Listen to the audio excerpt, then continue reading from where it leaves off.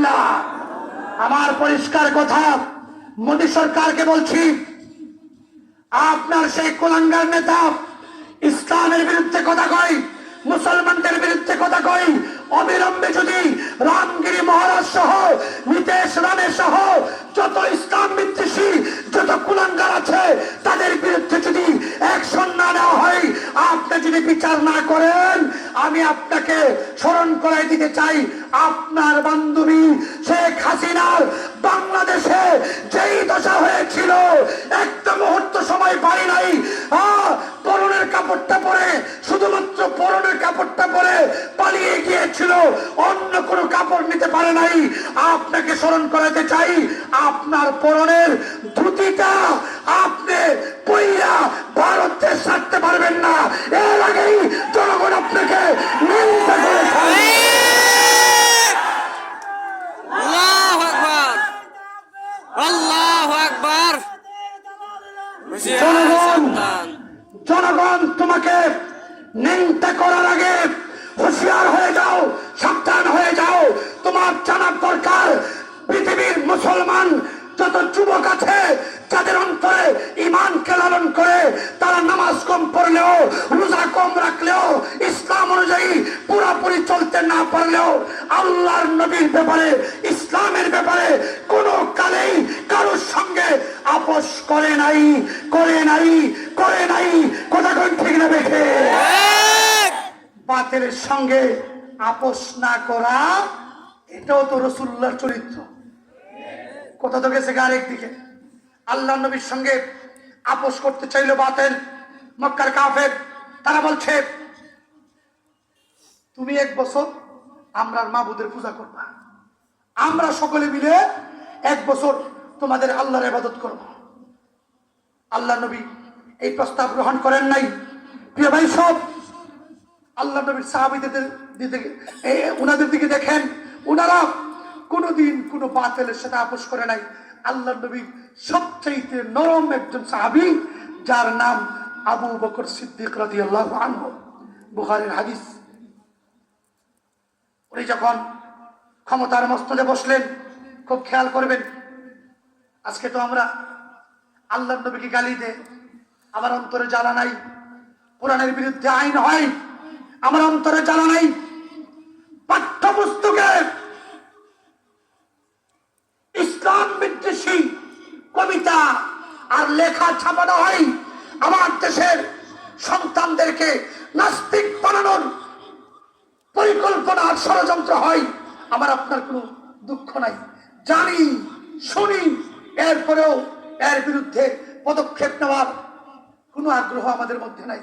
একটু লক্ষ্য করে দেখেন, উম্মতের সবচাইতে নরম ব্যক্তি, যার নাম আবু বকর সিদ্দিক রাদিয়াল্লাহু আনহু, ক্ষমতায় বসলেন। একদল লোক যাকাতকে অস্বীকার করে বসলো। আবু বকর গরম হয়ে গেলেন।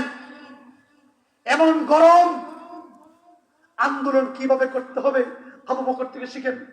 আবু বকর গরম হয়ে বলতেছে, যাকাতের উট তো দূরের কথা, উট বান্দার যে রশি আছে, এই রশি দিতেও যদি অস্বীকার করে, তাদের বিরুদ্ধে আমি অস্ত্র নিয়ে ময়দানে ঝাঁপিয়ে পড়ব।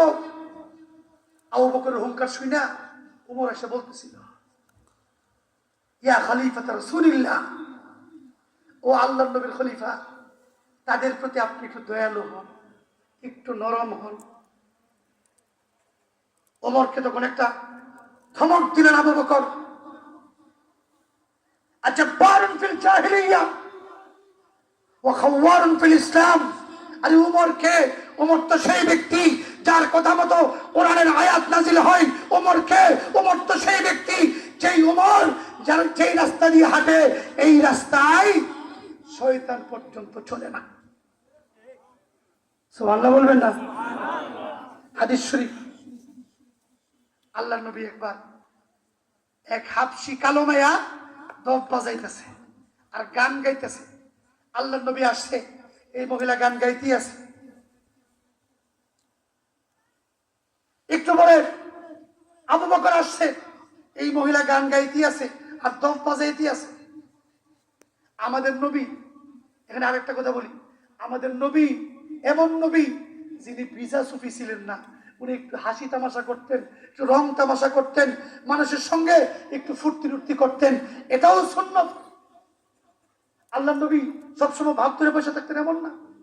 হাদিস শরীফে আসছে, এক বুড়া বিড়ি এসে বলতেছে, ইয়া রাসূলুল্লাহ, আমার জন্য দোয়া করেন, আমি যেন জান্নাতে যেতে পারি। আল্লাহ নবী বললেন, বুড়া মানুষ জান্নাতে যাইব না। এই মহিলা কাঁদতে কাঁদতে অস্থির, ইয়া রাসূলুল্লাহ, বুড়া মানুষ জান্নাতে যাইব না। আল্লাহ নবী বলতেছেন, বুঝাই দাও, জান্নাতে যাওয়ার আগে কোন বুড়া আর বুড়া থাকবে না, সবাইরে আল্লাহ জুয়ান বানাইয়া এরপরে জান্নাতে দিবে। জোরে করে সুবহানাল্লাহ। মজা করছে। এক সাহাবীর নাম জাহার মিয়া। জাহার মিয়া ছিল কালো কুসরি, ওয়া কানা রাজুলান দামিমান। জাহার মিয়া করতো কি, গ্রাম থেকে লাউ সই গ্রামে যা পাওয়া যায় এগুলো কাটতি বেন্দা আল্লাহ নবীর জন্য হাদিয়া নিয়ে আসতো। আল্লাহ নবীও শহরে যা কিছু পাওয়া যায় এগুলো জাহার মিয়াকে হাদিয়া দিত। নবীজি বলতেন, জাহিরুনা বাদিয়াতুনা ওয়া নাহনু হাদিরুহু, আমরা জাহার মিয়া, আমরা গ্রাম, আমরা হইলাম তার জন্য শহর। জোরে কোন সুবহানাল্লাহ। এই জাহার মিয়া একদিন বাজারে সবজি বেচতেছে। আল্লাহ নবী পিছন দিয়ে গেছে, গিয়া এমনি চোখের মধ্যে ধরছে। তো জাহার মিয়া তো গ্রামের মানুষ, চিনতে পারে নাই, চিৎকার করে বলতেছে, কে কে, ছাড়ো। হঠাৎ করে চোখের কিনারা দিয়ে দেখতে পাচ্ছে তিনি হলেন আল্লাহ নবী। সুবহানাল্লাহ। এবার জাহার মিয়ার পিঠ আল্লাহ নবীর বুকের মধ্যে লাগাইয়া এভাবে ঘষতেছে। তখন নবীজি বলতেছে, মাইয়াশতারি হাদাল গোলাম, এই গোলামটারে বেচুম, কেউ কিনবানি? মজা। এই গোলামটাকে বেচমু, আসো কেউ কিনবা? সাহাবী বলতেছে, হুজুর আমারে বেচবেন, তাহলে তো আমাকে সস্তা পাইবেন। ইদান তাজিদুনি কাসিদান। আল্লাহ নবী বলতেছেন, ও জাহার মিয়া, তুমি কালো হতে পারো, বিশ্রী হতে পারো, কুশ্রী হতে পারো, মানুষের কাছে তোমার কোনো মূল্য না থাকতে পারে, কিন্তু আমি নবী ঘোষণা দিলাম, আল্লাহর কাছে তোমার মর্যাদা, তোমার দাম অনেক বেশি। জোরে কোন সুবহানাল্লাহ। প্রিয় ভাই সব, আল্লাহ নবীর সামনে দল বাজাইতেছে, নবীকে দেখে পাত্তা দিল না। আবু বকর আসলো, পাত্তা দিল না। আলী আসলো, পাত্তা দিল না। উসমান আসলো, মহিলা দফ বাজাইতে আছে, বাজাইতে আছে। হঠাৎ যখন উমর আসছে, এই মহিলা দফটাকে তার পাশার নিচে দিয়া দফের উপরে বসে গেছে, গান বা গাওয়া বন্ধ, দফ বাজানো বন্ধ। তখন আল্লাহ নবী মুস্কি মুস্কি হেসে বলতেছেন, ওমর, তুমি তো সেই ব্যক্তি, তোমাকে দেখলে শয়তানও রাস্তা ছেড়ে অন্য রাস্তা ধরে। জোরে বলেন সুবহানাল্লাহ। ওমর হলেন সেই ব্যক্তি, দুনিয়ায় থাকতে যিনি জান্নাতের সার্টিফিকেট পেয়েছেন, এই ওমর গরম ব্যক্তি। ওমর আবু বকরকে গিয়ে বলতেছে, আবু বকর একটু নরম হন, একটু তাদের প্রতি দয়ালু হন। আবু বকর গরম হয়ে বলতেছে, আচ্ছা, বারুন ফিল জাহিলিয়া ওয়া খাওয়ারুন ফিল ইসলাম। ওমর, যখন তুমি কাফের ছিলা, জাহিলিয়াতের জামানায় তোমার বড় দাপট ছিল, তোমার বড় দবদবা ছিল। আজ তুমি মুসলমান, তুমি আসছো এখন সুফি হইয়া আমাকে বুঝাইতা, শোনো, আয়ান কুসুদ্দিন ওয়া আনা হাই, আয়ান কুসুদ্দিন ওয়া আনা হাই। দ্বীনের ক্ষতি হবে, আমি আবু বকর চিন্তা থাকবো, তা হবে না। আমাদের পরিষ্কার কথা, দ্বীনের ক্ষতি হবে, ইসলামের ক্ষতি হবে। বাংলাদেশের কোন মুসলমান ঘরে বসে থাকবে না, আল্লাহর নবীকে গালি দিবে, কোন মুসলমান ঘরে বসে থাকবে না, কোরআনের বিরুদ্ধে কথা বলবে, কোন মুসলমান ঘরে বসে থাকবে না। ও মুসলমান, আল্লাহর নবীর ইজ্জত রক্ষা করার জন্য আবার যদি তোমাদেরকে ডাক দেওয়া হয় জীবন দেওয়ার জন্য, রক্ত দেওয়ার জন্য, কারা কারা প্রস্তুত আছো? দুই হাত তুলে আল্লাহকে দেখা। প্রিয় ভাই সব, মুসলমান এখনো সজাগ আছে। ইসলাম বিদ্বেষীদেরকে পরিষ্কার করে বলে দিচ্ছি, বিশেষ করে বাংলাদেশে এখনো যত প্রেতাত্মা আছে ইসলামের বিদ্বেষ অন্তর লালন করে, তাদেরকে পরিষ্কার বলে দিচ্ছি, এই দেশে তোমাদের মোড়লরা, তোমাদের বাপ-দাদারা ইসলামের বিরোধিতা করে টিকতে পারে নাই। তোমরা যদি এই দেশে ইসলাম নিয়ে আবার নতুন করে কোনো ষড়যন্ত্র করো, এদেশের জনগণ তোমাদেরকেও দেশ ত্যাগ করতে বাধ্য করবে। কথা কোন ঠিক না বেঠে? প্রিয় ভাই, সব বলতেছিলাম আব্দুল্লাহ ইবনে উবাই ইবনে সুলুল মনে আছে না আপনাদের? সে করছে কি? আল্লাহ নবীর বিবি মা আয়েশার বিরুদ্ধে অপবাদ দিছে। তার ছেলে সত্যিকারের সাহাবী গিয়ে বলতেছে, হুজুর আপনার একটু পানি পড়া দিবেন। কেন? আমার আব্বা মুমূর্ষু অবস্থায় আছে, মনে হয় বাঁচবে না, আপনার পানি পড়া খায়া যদি একটু আরাম পায়। আল্লাহ নবী দিয়া দিলেন। ছেলে এসে বলতেছে, আব্বা পানিটা খান। বাপ ডাক দিয়ে বলে, বাবা কিসের পানি? ছেলে সাহাবী ডাক দিয়ে বলে, আব্বা বিশ্ব নবীর পড়া পানি। নাউজুবিল্লাহ, নাউজুবিল্লাহ বলেন। সে বলতেছে কি জানেন? উটের পেশাব নিয়ে আসো, আমি সেটা খাবো, তবে মুহাম্মদের দেওয়া উচ্ছিষ্ট পানি আমি পান করব না। ছুঁড়ে ফেলে দিছে। একটু পরে মারা গেছে। ঠিকানা জাহান্নাম। সাহাবী তো হয়ে গেছে, ও নবী আমার আব্বা দুনিয়া থেকে বিদায় হয়ে গেছে, আপনার একটা জামা দিবেননি? আমার আব্বার কাফন দেব। ও মুসলমান, চিন্তা করে দেখেন আল্লাহর নবী কত দয়ালু। আল্লাহর নবী প্রতিশোধ পরায়ণ না, বললেন হ্যাঁ অবশ্যই জামা দেব। নবী জামা দিলেন। জানাজায় হাজির হয়ে গেলেন। সাহাবী দেখে দৌড়ে আসছে, ও নবী আপনি আমার আব্বার জানাজায় আসছেন, আপনি আমার আব্বার জানাজার ইমামতি করবেন।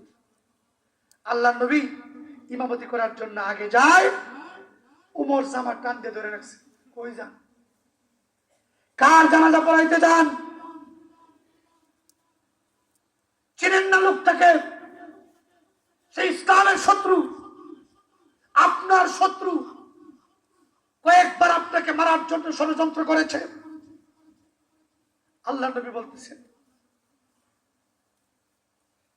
আল্লাহ নবী বলতেছেন আল্লাহ তাআলা আমাকে একথা বলেছেন, 70 বার ক্ষমা চাইলেও আমি ক্ষমা করব না। এর অর্থ যদি এই হইতো, 70 সংখ্যা হইতো, আমি তার জন্য 71 বার, 72 বার, 80 বার, 90 বার ক্ষমা প্রার্থনা করেও আল্লাহর কাছ থেকে তার জন্য ক্ষমা মঞ্জুর করে নিতাম। জোরে করে সুবহানাল্লাহ। এই হচ্ছে চরিত্র। প্রিয় ভাই, সব বলতে লজ্জা লাগে। সাবেক প্রধানমন্ত্রী শেখ হাসিনা হেসে হেসে সাংবাদিকদের সামনে বলতেছিল, আমার বাসার পিয়ন 400 কোটি টাকার মালিক। তোমার বাসার পিয়ন যদি এত বড় চোর হয়, তুমি কত বড় চুরনি? শেখ হাসিনা আর শেখ রেহানা এই দুইজন 59 লক্ষ কোটি টাকা আত্মসাৎ করছে। খবর রাখেন মিয়া, 1-2 কোটি টাকা না, 100 কোটি 200 কোটি না, 1000-2000 কোটি না, 59 লক্ষ কোটি টাকা শেখ হাসিনা আর শেখ রেহানা আত্মসাৎ করেছে। সবগুলি হচ্ছে বাংলাদেশের সম্পদ। এই দেশে যদি ন্যায় বিচার থাকতো, এই দেশে যদি ইনসাফের বিচার থাকতো, শেখ হাসিনা চুরি করতে পারে না, শেখ রেহানা চুরি করতে পারে না, জয় বিদেশের জমিনে বসে চুরির ভাগ নিতে পারে না। এদেশের এমপি আর মন্ত্রী, এদেশের পার্টি নেতা, আওয়ামী লীগের পার্টি নেতা যারা ছিল, তারাও সম্পদের পাহাড় গড়তে পারে না। কতক্ষণ ঠিক না বেঠে? আল্লাহু আকবার। প্রিয় ভাই, সব আল্লাহ তাআলা তার নবীকে নেই বিচারের গুণ দান করেছিলেন। বুখারীর হাদিস, হুজুর আছে সামনে। আপনাদের গ্রামের এই পুরসা এলাকার রত্ন মাওলানা আব্দুল মতিন সাহেব হুজুরকে আমি বহুত আগে থেকে মহব্বত করি। বুখারীর হাদিস,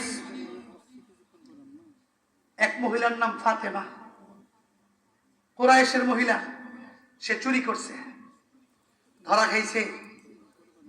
ইসলামের শরীয়ত অনুযায়ী হাত কেটে দেওয়া হবে। তারা চিন্তা করলো কুরাইশ মহিলার হাত কাটা যাবে, আমাদের মান সম্মান তো থাকবে না। যদি কোনোভাবে এই বিচারটাকে বন্ধ করা যেত, আল্লাহ নবীর কাছে সুপারিশ করে। সুপারিশ কে করবে? কেউ তো সাহস করে না। সর্বশেষ ঠিক করলো উসামা বিন যায়েদ রাদিয়াল্লাহু আনহু, কানা হিব্বু রাসূলিল্লাহি সাল্লাল্লাহু আলাইহি ওয়াসাল্লাম। আল্লাহর নবী যাকে ভালোবাসতেন, ছোটবেলায় উসামার নাক দিয়ে শিকনি আসতেছিল, আল্লাহর নবী গেছেন পরিষ্কার করতে। মা আয়েশা বললেন, ও নবী আমাকে দিন, আমি পরিষ্কার করি। আল্লাহর নবী সেদিন বলেছিলেন, আয়েশা রে, উসামাকে তুমি মহব্বত করো, কেননা আমি বিশ্ব নবী উসামাকে মহব্বত করি। সুবহানাল্লাহ। উসামাকে পাঠাইছে। উসামা গিয়ে বলতেছে, হুজুর হাতটা না কাটলে হয় না? মাফ করা যায় না? আল্লাহর নবী রাগান্বিত হয়ে গেলেন, চেহারা লাল হয়ে গেছে। মিম্বরে উঠলেন, খুতবা দিলেন। এরপরে বলিষ্ঠ কণ্ঠে বলছেন, আতাশফাউ ফি হাদ্দিন মিন হুদুদিল্লাহ, আল্লাহর আইনে তুমি সুপারিশ করতে আসছো? শোনো, আমি বিশ্ব নবী, নেই বিচারের বাহিরে কোনো কাজ করতে পারি না। বরং আজ এই ফাতেমা যদি কুরাইশ বংশের ফাতেমা না হয়ে আমি বিশ্ব নবী মুহাম্মদের মেয়ে ফাতেমা হইতো, তারপরেও আমি নবী তার হাত কাটতে বিন্দু মাত্র কুণ্ঠাবোধ করতাম না। জোরে বলেন সুবহানাল্লাহ। এর নাম হচ্ছে নেই বিচার। এর নাম হচ্ছে নেই বিচার। এই নেই বিচার যতদিন বাংলাদেশে প্রতিষ্ঠিত করা না যাবে, আওয়ামী লীগ সরকার গিয়ে বিএনপি ক্ষমতায় আসলেও যদি নেই বিচার প্রতিষ্ঠিত না হয়, এই বাংলাদেশ থেকে দুর্নীতি বিদায় নেবে না। এই বাংলাদেশ থেকে চুরি বন্ধ হবে না, ডাকাতি বন্ধ হবে না, লুণ্ঠন বন্ধ হবে না। ততদিন পর্যন্ত বন্ধ হবে না যতদিন পর্যন্ত নেই বিচার কায়েম না হবে। প্রিয় ভাই সব, আমাদের একটাই কথা, একটাই দাবি, এই বাংলাদেশে আমরা আর কোন চোর চোরটাকে দেখতে চাই না, চোর চোরটাকে দেখতে চাই না।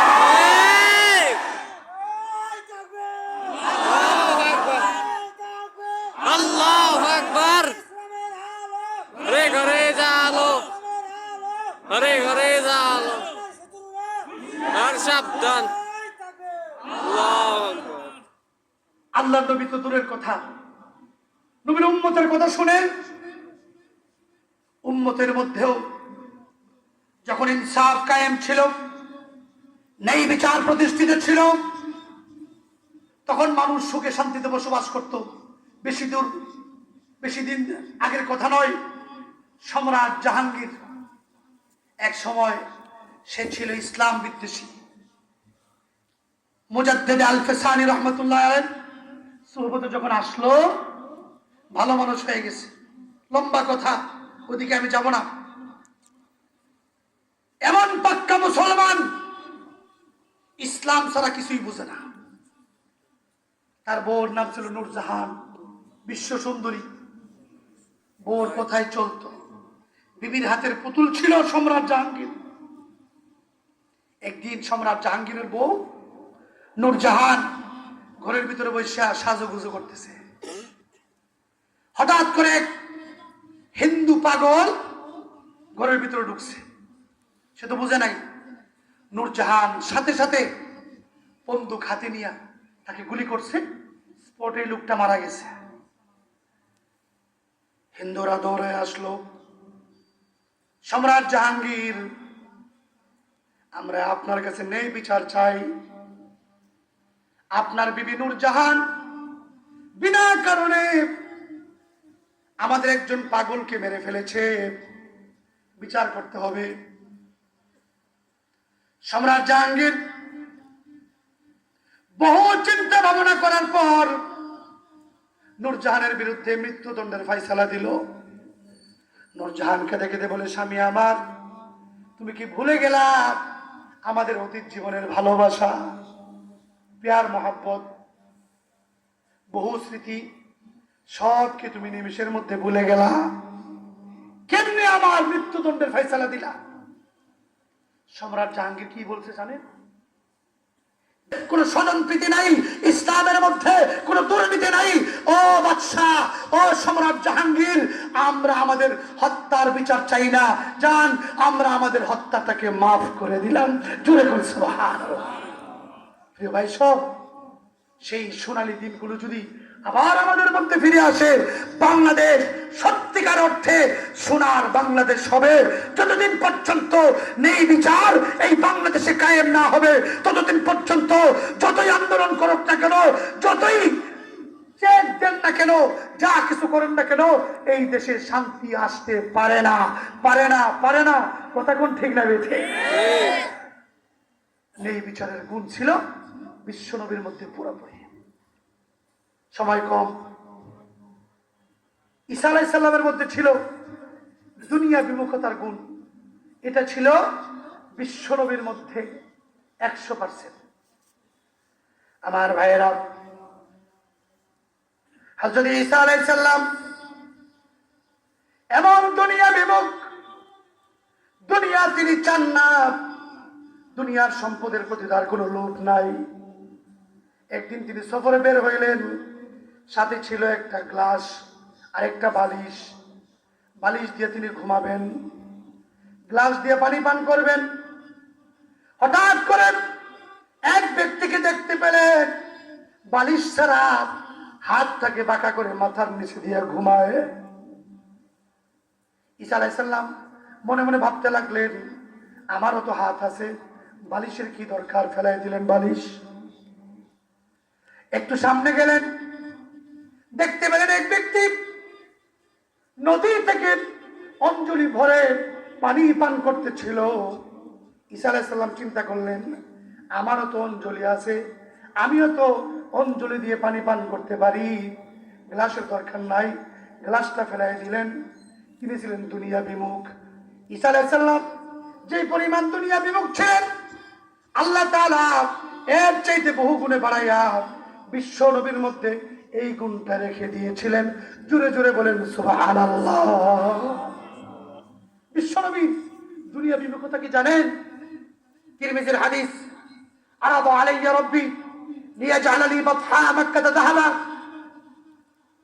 নবীজি বলেন, আল্লাহ তাআলা আমার কাছে প্রস্তাব দিয়েছে, মক্কার যত খাল বিল আছে, নালা আছে, ড্রেন আছে, সবগুলো স্বর্ণ দিয়ে পরিপূর্ণ করে দিবেন।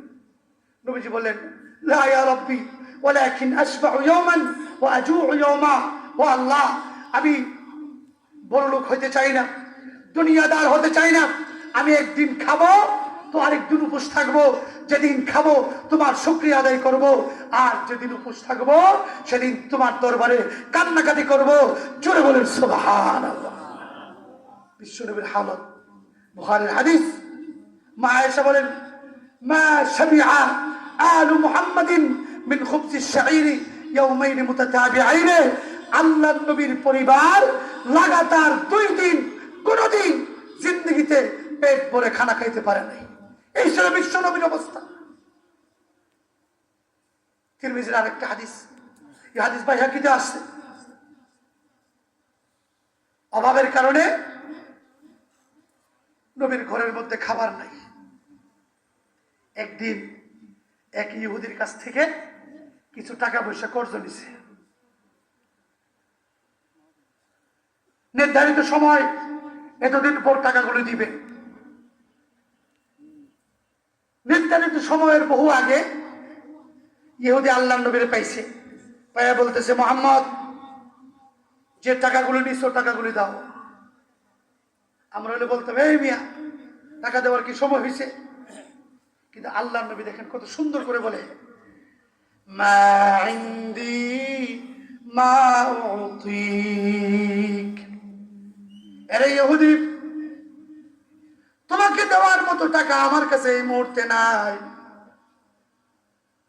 কেমনে দেব, কোত্থেকে দেব? ইহুদি বলতে লাগলো, ইদান লা উফারিকুক, তাইলে তোমাকে আমি ছাড়বো না।